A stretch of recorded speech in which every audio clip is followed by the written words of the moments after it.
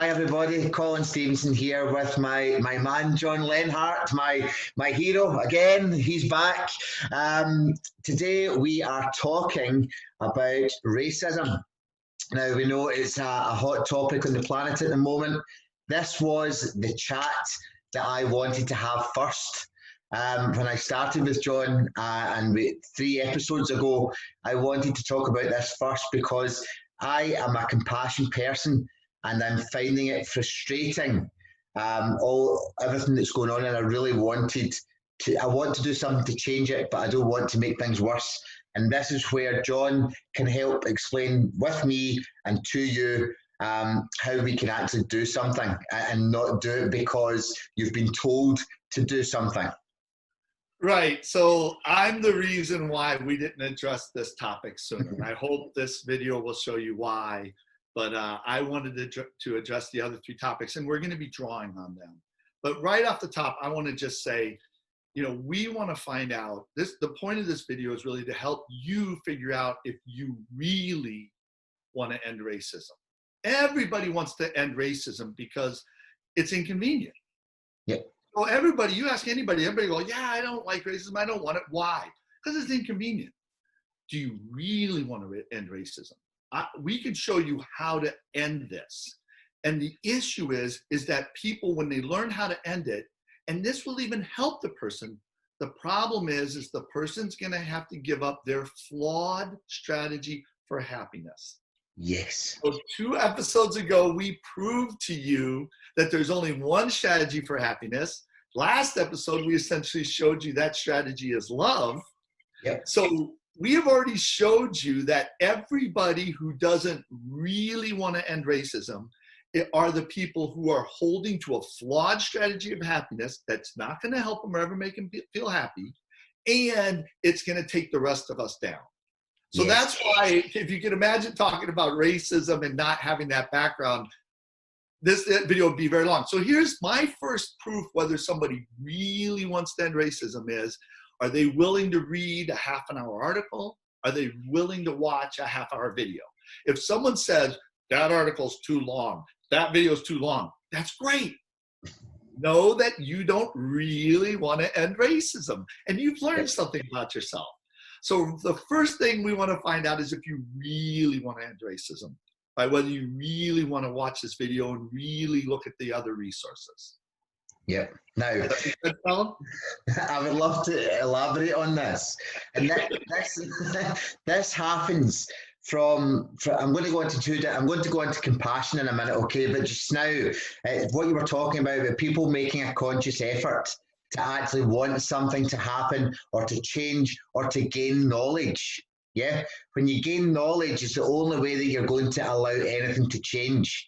Okay, and watching a half-an-hour video, reading a 30-minute article, if you're gaining knowledge, you're growing as a person, you're learning more about the situation, and also you're able to find your own unique way to be able to make a change, because you are going to process that communication, that information your own way. You and I could read the same article or the same story.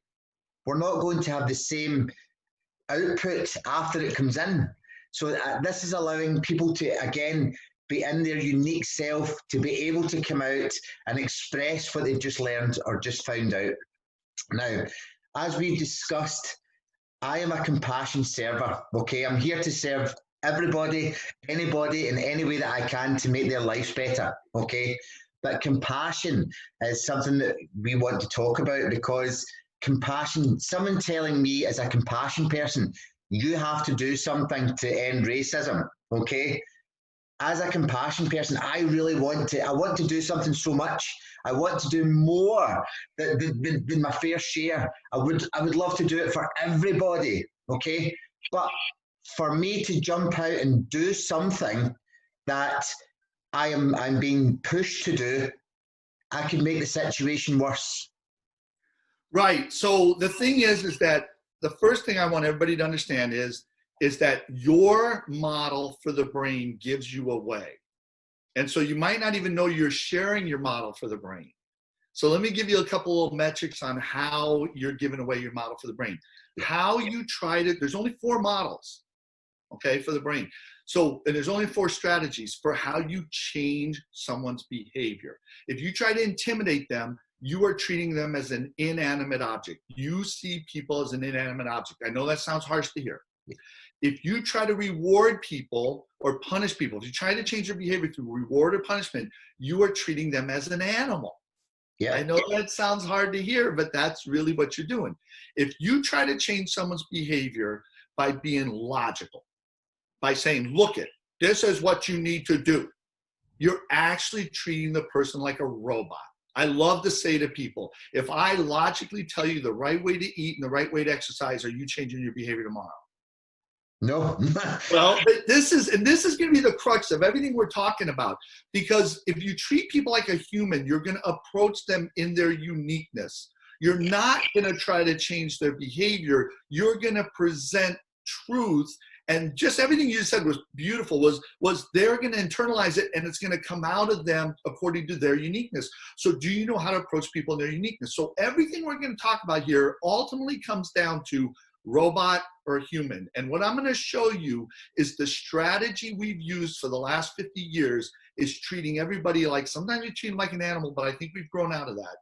We are treating people like robots, and it makes the situation worse. So that's what we're going to talk about. So when you say, you know, everybody's out there going, you got to do something. We're humans. Remember, we're humans. We're not robots.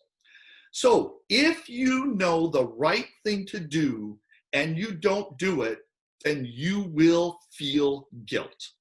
Yes. Okay. 100%. If you don't know the right thing to do and you do something, there is a chance you can make it worse. Now, here's the issue. The belief that I can't make the situation worse if I do something, it's going to either be a benefit or a nothing, is the belief a person is a robot. Because a computer can have a 0 event. Humans cannot. So one of the points I want to make sure everybody understands is there are no 0 events to our brain. Everything we say, do, think, and hear either makes our brain better or worse. There is nothing you can do that has no effect. So whatever you do, if you can't show exactly how it makes it better, you are making it worse. And I have this great analogy. Do I say something about that? No, sorry, no, I'm getting excited because I understand this. Well, that's the thing, is there are people out there that are compassionate, people like Colin. And everybody else, I'm going to say 14% of the world is compassionate people like Colin. Everybody else goes, you got to do something. And you can't do it. And there's no wrong thing. Doing nothing is the wrong thing. And these 14% of people are going, nah, I think you can do something wrong. No, you can't. It doesn't matter what you do. You can't do anything wrong. No, I think you can hurt people if you do the wrong thing, even though you don't intend to. And so this is a very famous analogy or test. It was presented in the book Blink, but it's a very famous test. And this is in our lesson 1. We offer lesson 1 of our course for free online, and we explain this in lesson 1. So I'm just going to explain this real quick because it's a very powerful test showing how the behavior happens. There was a test done with 4 decks of cards. 2 decks had a red back, 2 decks had a blue back. People picked any deck, flipped a card, and they won or lost the money on the deck. Now, what they didn't know was the red decks had big winners and big losers, and more losers than winners. It was dangerous. The blue deck had little winners, little losers, and more winners than losers. It was safe. After 10 flips, everybody's unconscious brain, the 90% of the brain we talked about in the last 2 episodes, everybody's unconscious brain knew the red deck was dangerous. After 40 flips, everybody's behavior changed. They still picked the red deck, but not as much. After 80 flips, everybody said consciously, that red deck is dangerous. And what I like to say to people is right there, I just told you everything you will ever need to know about your behavior and the behavior of other people. Yep. Everybody in the world has a 40 flip gap between their intentions and their behavior. So when my behavior changes, I don't see it, but everybody else in the world sees it. So when my behavior changes, Colin comes up to me and says, "Hey, John, you know, your behavior changed this way." I'm at 40 flips. I'm not at 80. So what I end up saying is I don't see it. What I'm really saying to Colin is this: Colin, leave me alone and let me keep doing this thing until I see it, and then let me complain how hard it is to change my behavior. So what I say to people is this: do you judge people on their behavior? I'm sorry, do you want to be judged on your behavior or your intentions? And what I say is this: if you say behavior, then the minute you say something that's racist, you can't explain why you said it. You can't explain you didn't want to say it. You just have to go, "I'm a racist." Nobody wants to be judged by their behavior. Yeah. Because all of us, it changes ahead of what we intended. Everybody wants to be judged by their intentions. Then I say to everybody, do you judge other people by their behavior or their intentions? And everybody just puts their head down. Yes. The problem in the world, this is the problem in the world. All of us want the benefit of the doubt for the 40 flip gap. All of us want everybody else to consider my intentions and not my behavior. And all of us want to deny everybody else in the world the gap in their intentions and behavior. And that is the hub of everything that's wrong. So what's happening is that there are people out there who have great intentions, but their behavior is making everything worse. Yes. And if you don't understand that, then you can be doing something and making it worse. And so the compassion people are the ones who know that they feel it more than us. Colin, you feel it. You walk in the room, you can feel who's in pain, right? Yeah, absolutely. I can look at them. I don't even need to look. I can feel somebody behind me in pain, and call it a gift, call it whatever it is. It's the universe. It's my early warning sign, or my I need to do something sign. You know, it's like the bat symbol up in the sky, where I need to then find out what's going on. Okay, now, just as we're talking about, I want to talk about it back to again for the frustration side of things. Okay, now frustration is a massive thing. And when people act out of frustration because they feel pressure to do something, or because something needs to be done now, you know, the 40 flip gap you just speak about, they don't even look at their behaviors. So it can be more than 40 flips. It can be 80, 100, 120, and they're still not doing it because they're so frustrated, because they haven't taken that time to understand their intention, you know, and they've not taken the time to understand and analyze their own behavior, you know, and this causes more frustration when they're not getting the results that their intentions desire. Right. So what I try to do is, so this is another model I present to people to help them organize their response. What I like to say is there's only 4 responses to a problem, because there's 4 thought processes. Everything's 4 because there's 4 thought processes. So what happens is the first response to a problem is absolve. Ignore it. Maybe it goes away. Well, we all know that that's not an option. We got that. The second response is resolve, to respond to the effects. That's that reward and punishment. That's the treat the effects. You know, so we could try to resolve it. We could try to throw money at it. If you think about it, and again, that's this animal thing. We're humans. Something has happened that is, I'm going to say, intangible. Something has happened that's principle-based. Something has happened to our humanity. And we go, here's some money. Make that thing go away. Notice that is really, your unconscious knows you just got treated like an animal. And that there's something wrong with that. Okay. And we all know that. And that's where we can start feeling frustrated and dirty and all this. The third way is to solve the problem. Now, here's the thing. Solve deals with the tangible causes. Yep. So what happens is you can solve a problem. Now, when it comes to robots, when it comes to equipment, you can solve it. You can fix the tangible cause. The problem with humans is, if you solve their problems, you create 3 more problems for that individual. That's called the law of unintended consequences. And the long-term stress from your solution is worse than the original problem. So this is where I go back to robot and human, is when you solve a person's problem, you're actually denying their uniqueness, you're categorizing them into a group, and you're trying to fit them in that, and you're actually stressing them out. So that's why I sit there and go, when everything you're seeing is solved. You don't see a lot of resolve and animal stuff. You see a lot of solved strategies. And the first question I'd love to ask people is, how is that any different than anything we've done the last 50 years? What is your plan? I love to ask people, what is your plan to deal with this? And because I don't want to say solve it, maybe they have a way to end it, okay? But how do you want to deal with it? Their answer is usually resolve or solve, usually solve. Today, I think more people are solved. And then I love to say, how is that any different than anything we've done the last 50 or 60 years? And then they go, well, you got to do something. Yeah, and it takes us right back to the beginning again.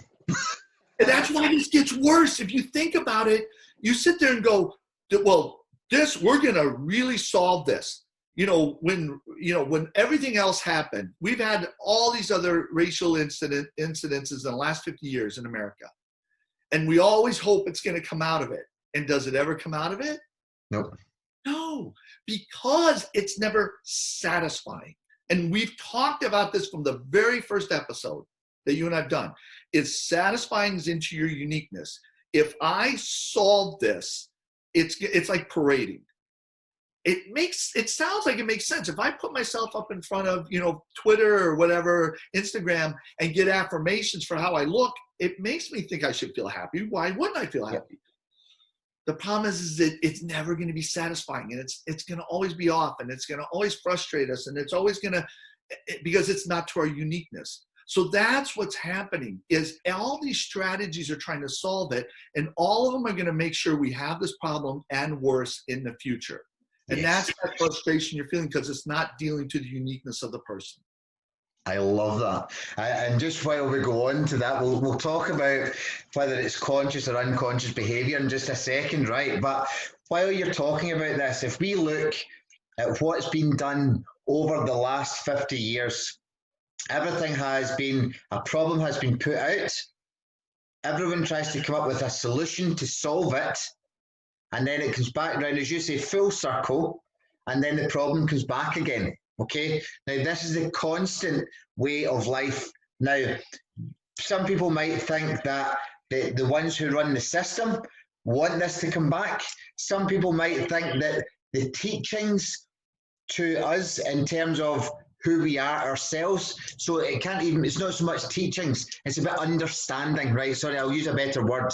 Understanding ourselves will then allow this to take this to the next level. If we are being taught and we are only listening to what we are being indoctrinated with, you have to do something. We need to do this. This is how it's got to go. This is how it's got to stop. We are then programming ourselves. And as we've spoken before, repetition and hypnosis, I believe, are the two main forms of programming. And if we are telling each other and telling ourselves and being indoctrinated in a way where we're being pushed, you have to, it's always going to come back.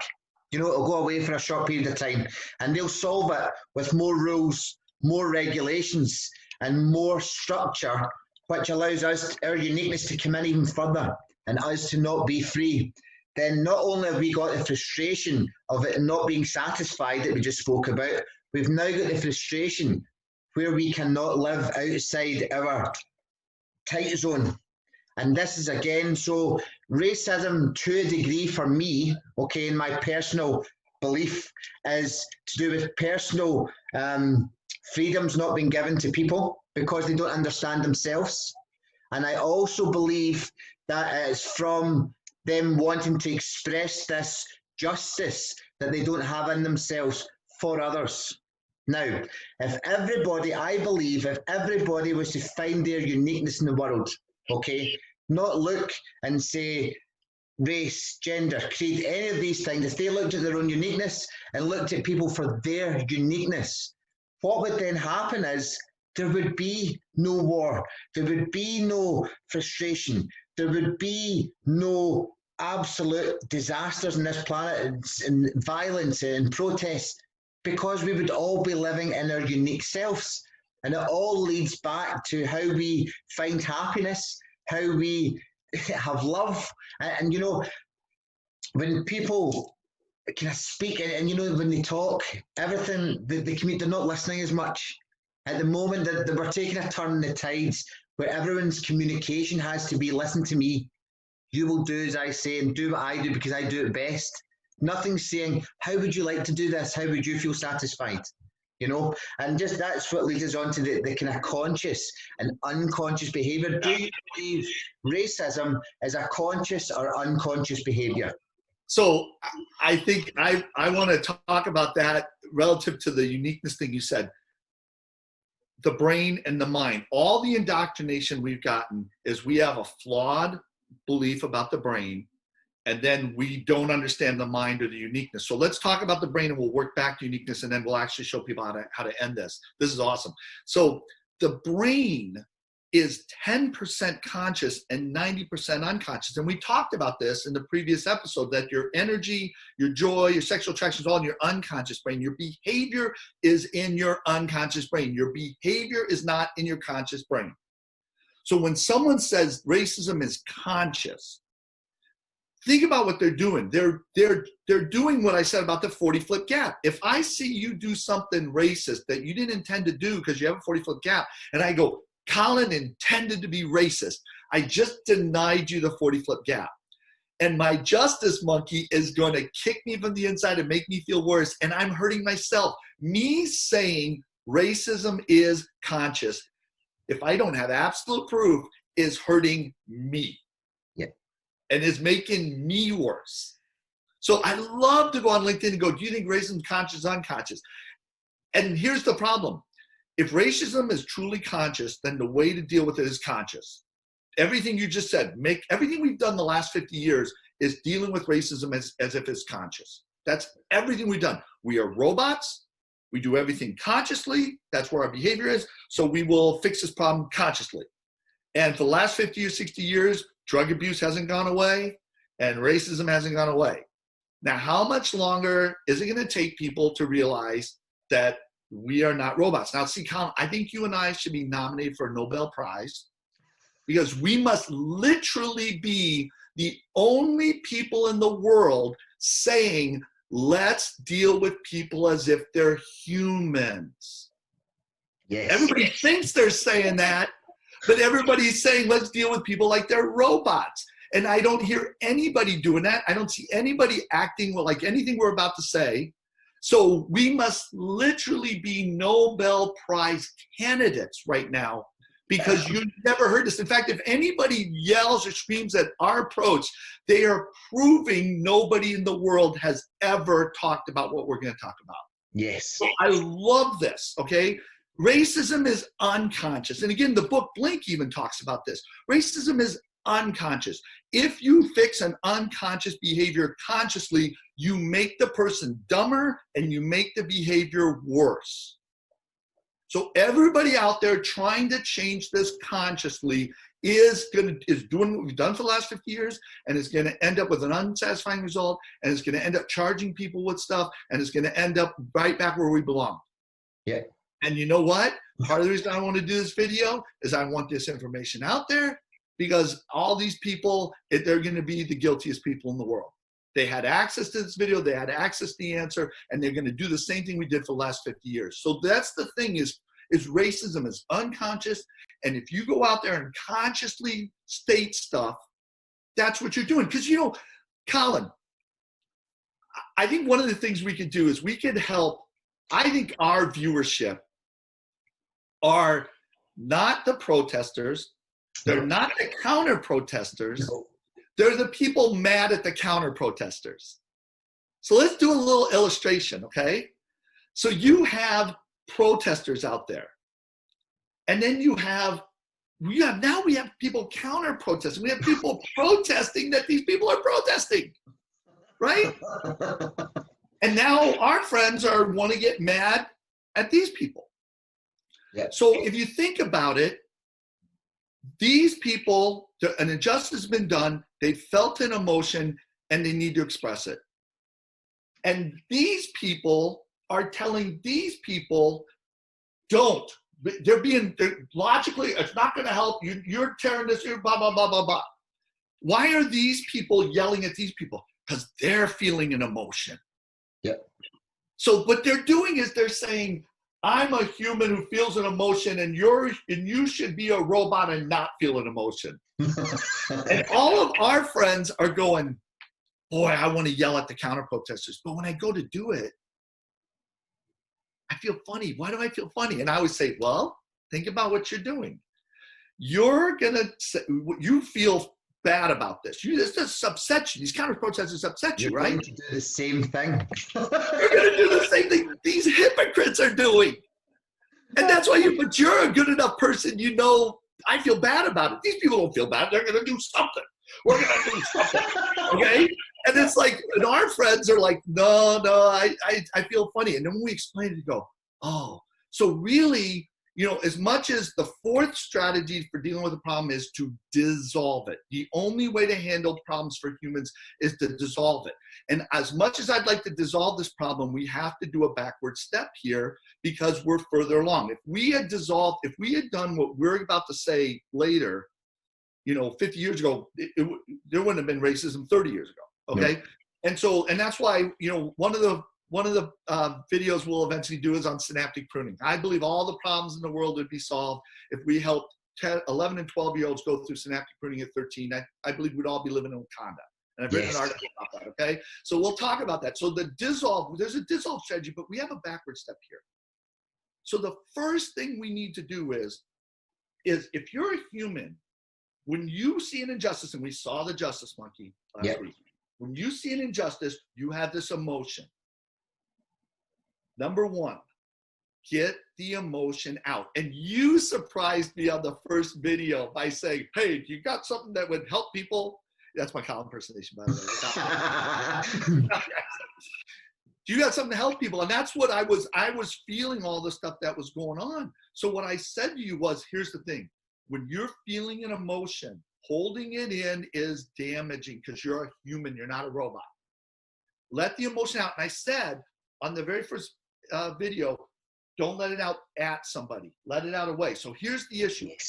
If you feel this emotion, if you let it out at somebody, you might feel good in the moment, but the next day you're not. It's not going to be satisfying.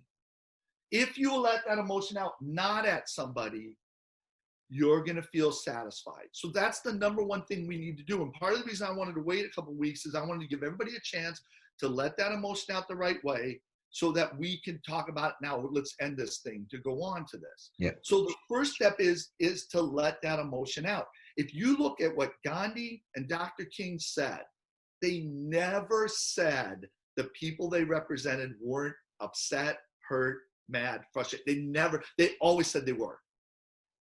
And I think if you go back and look at those speeches, they never said, and yeah, now they're going to tear everything apart. Yeah, now they're going to, but they never backed down. I mean, the beauty of what they both did was they never backed down from, let me tell you, we're hurt, we're frustrated, and we're letting it out.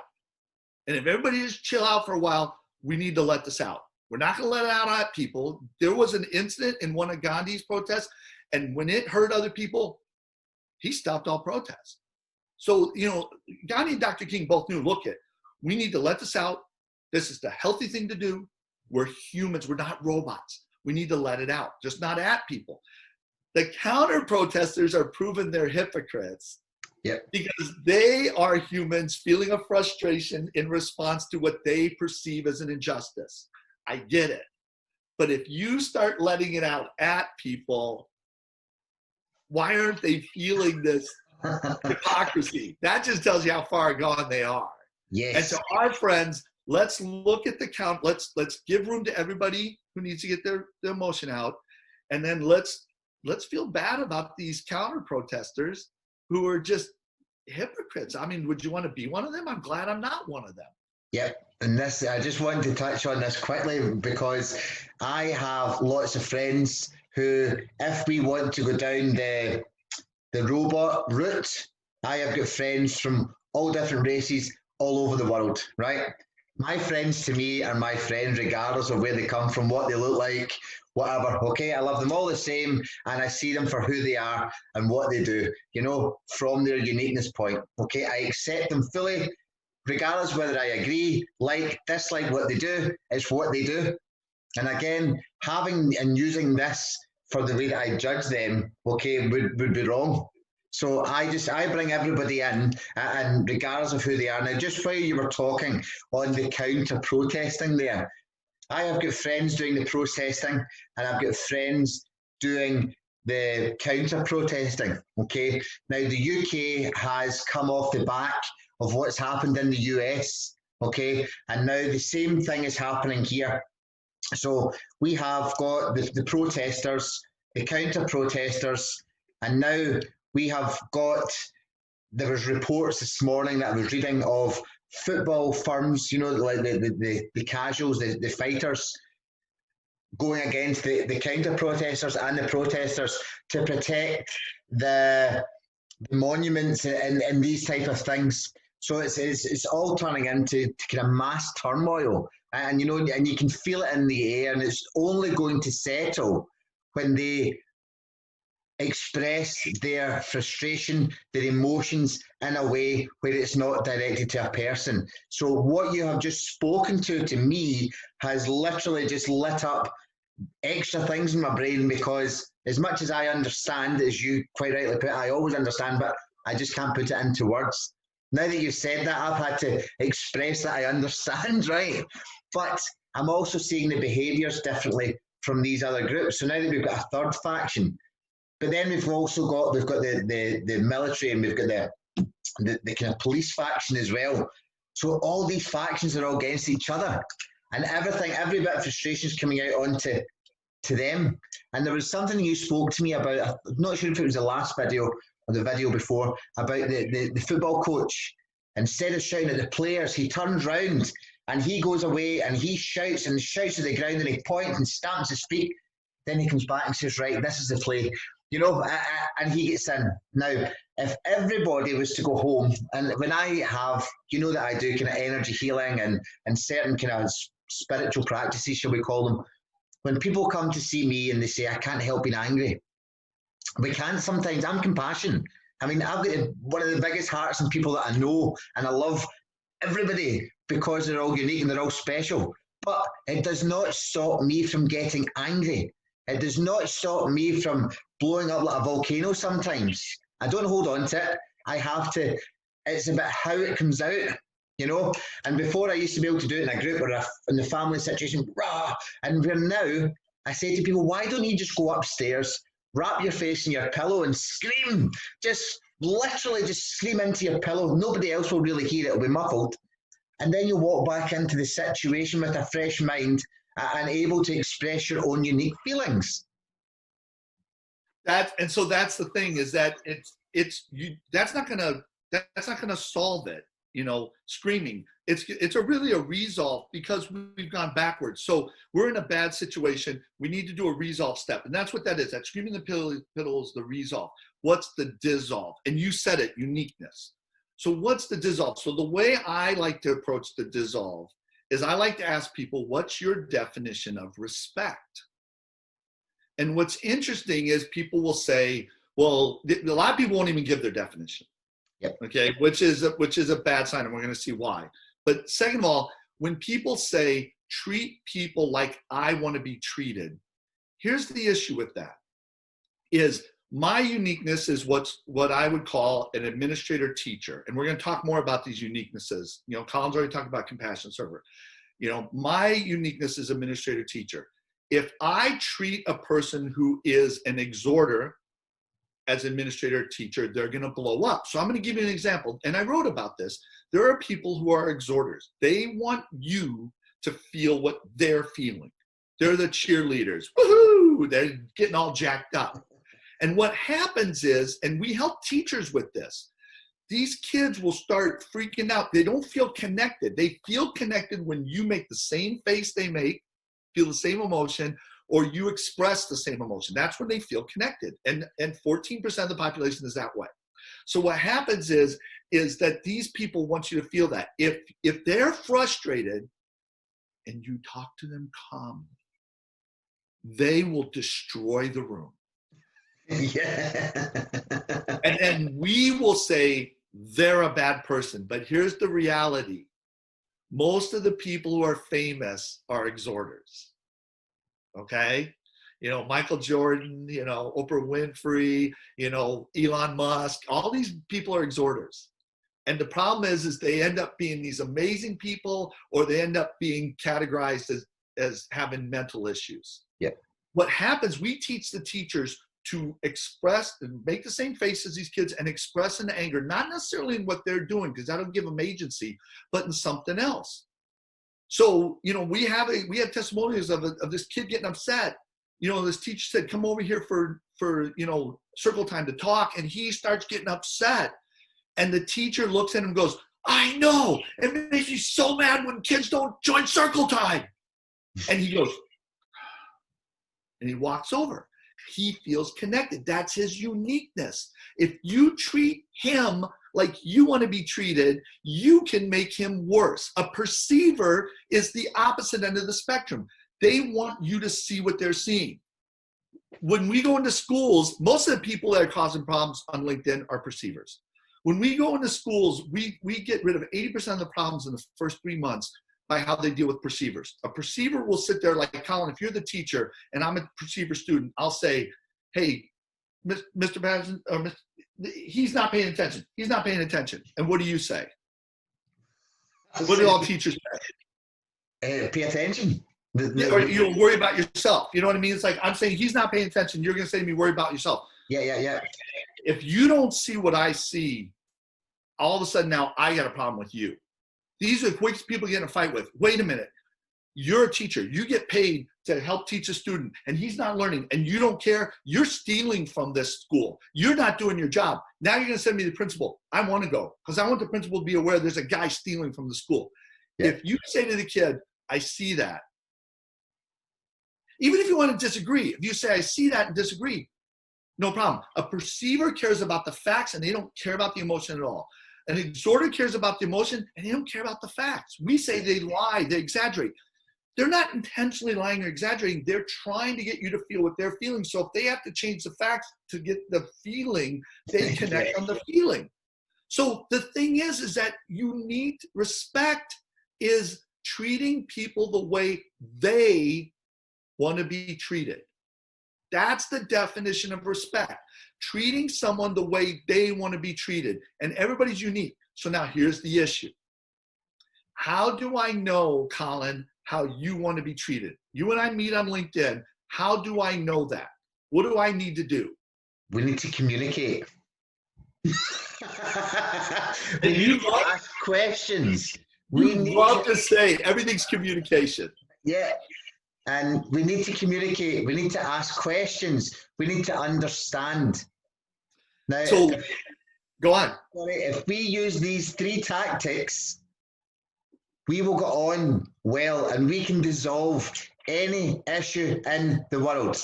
Any issue in the world. It doesn't matter if it comes from racism. It doesn't matter if it comes from sexism, which we're going to discuss. It comes from how we treat each other and not how society says that we have to do things. We are not robots. We are not to be put on this earth to be the same as everybody else. Okay, and I'm sure you would like to. Yeah, no. So what happens is I like to understand other people. So when you talk, I want to understand you. The easiest way to understand you is to understand, what do you mean by a word you use? Like you go on LinkedIn and say, everybody needs to respect others. What do you mean by respect? If you don't answer me, I can't understand you. Okay? So I'm asking you your definition for a word you used. I am doing the step that would dissolve racism.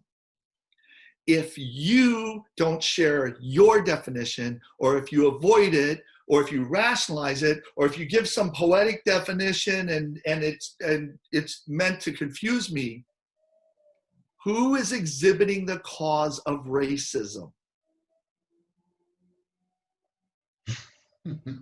And that's the issue. Okay. We have, and I've shared this. And in fact, again, we offer this lesson 1. It has these communication guidelines. I call them personally samurai. You never take a forward steps during these guidelines. You can't hurt somebody if you communicate this way. We've taken these into an alternative middle school. These kids are no longer allowed to go to school because they've been so violent. When they use these, everything in their body's trying to start a fight. They're peacocking, they're hitting their chest, they're pointing, they're lunging at each other, and they cannot fight. Yep. Because the words and the sentences are the bullets that cause people to fight. I've shared this. We've given this away in lesson 1 in our program. I've written about it. No one wants to use it. There's 10 people out of 600 million on LinkedIn who want to use these communication guidelines. Nobody else wants to use it. And in fact, I have shown for a year people do the opposite. Who is the cause of racism? The people who put a post up saying I'm against racism, and when you ask them a question, they demonstrate the causes of racism. Yep. So the whole way to remove racism, and I did this on one post with this guy. This guy's coming at me. I did the guidelines, and by the end of it, he's going to feel heard. He's going to feel understood. He's going to feel respected. And he's actually apologizing to me for how spiky he was initially. Because here's our real issue. The way to dissolve racism is to appeal to people as unique humans through communication. And we are so bad at communicating. We are so bad at talking to people and hurting them. We are actually making racism worse with how we're communicating. And so what happens to what you said about you have friends, I have friends. The reason I have friends is not because of their race, creed, sex, religion. It's their uniqueness. Their uniqueness and who they are matches me, and I get energy, and I can just be me. They can be them, and we get along well. And I see them. The definition of racism is the minute you go, well, those people. And so I wrote an article on January 31st on how to, it was called, Do You Really Want to End Racism and Sexism? Can you please put that on this? Can you add that link to this post, please? Absolutely. Absolutely. I sent it to all the influencers, on LinkedIn. LinkedIn does these sponsored posts on racism, sexism. I'd send it to every person they responded. Guess how many people responded to it? Zero. Now let's talk about racism. Now you need to, not on January 31st, not in February, not in March, not in April, not in May. It was not important during that time to take a stand for racism. It's important now. And in 2 months, it won't be important again. I gave the answer to LinkedIn 4 months ago, and 10 people out of 600 million cared. Do we really want to solve racism? No, we don't really want to solve it. There's a small group, and hopefully our viewers, you want to do this, learn this. But it is about how communicating with people in a way that draws out their uniqueness and helps them understand that. Now, the point of that article was there's 2 approaches. There's analysis, which goes at a person, and there's synthesis, which goes away. Analysis is great, but not as a first step. Yep. Whenever anybody takes a first step in analyzing, they're saying you're a robot. And the point of that article is if your first step is synthesis, then you can do analysis. So we have a test. It's at the end of lesson 1. We offer it free. I'll put the link in on this to find out your uniqueness. So Colin already mentioned he's compassion. Now, here's how this works. Mm-hmm. It's a real simple test, but notice how I measure, so Colin said he's compassion server. The compassion is what we call the why, and the server is the how. Compassion is the effect he wants others to experience. So which way am I looking when I learn his uniqueness? Colin is this way, and what I am literally doing is saying, Colin, what's the effect you want to have on that person? I'm looking away from you. Your uniqueness is expressed away from you. How can I be racist or sexist when I'm figuring out who you are by this? I can't. You can't. Every other determination of your uniqueness that is out there goes this way at you, and it invites racism and sexism. If who you are is your personality, we've already talked about this, your behavior coming out, then your race or sex is more your identity than that.